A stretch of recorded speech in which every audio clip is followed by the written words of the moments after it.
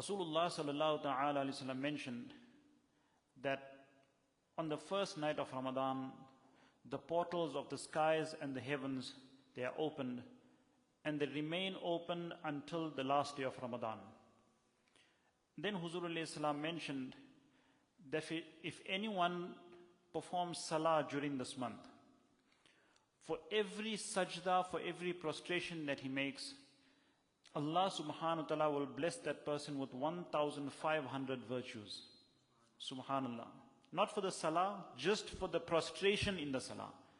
The person will receive 1,500 virtues, and Allah subhanahu wa ta'ala will grant that person a palace made of red rubies in Jannah.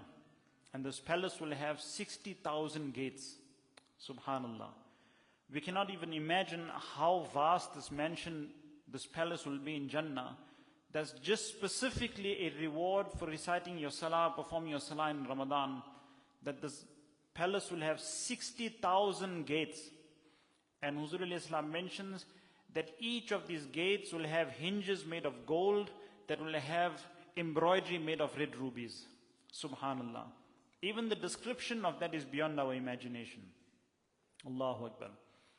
And then Huzur alayhi salam mentions that the person who fasts on the first of Ramadan, Allah subhanahu wa ta'ala forgives his sins for the rest of Ramadan till the last day.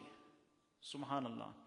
And then he says that 70,000 angels will seek forgiveness on behalf of that person from morning till evening.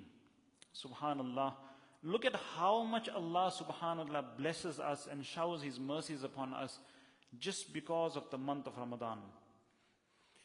And then he further goes on to say that if anyone performs sajdah, prostration, whether during the day or during the night in this month, then Allah subhanahu wa ta'ala will grant that person a tree in Jannah, which is so huge that a horse rider can ride in its shadow for 500 years.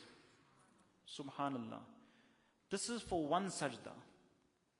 So now from this narration, if we just focus on the reward that Allah subhanahu wa ta'ala gives us for making one prostration, one sajdah in this month, we get 1,500 virtues, and we get a tree planted in Jannah for us that is so huge that a horse rider can ride under its shadow for 500 years. Allahu Akbar.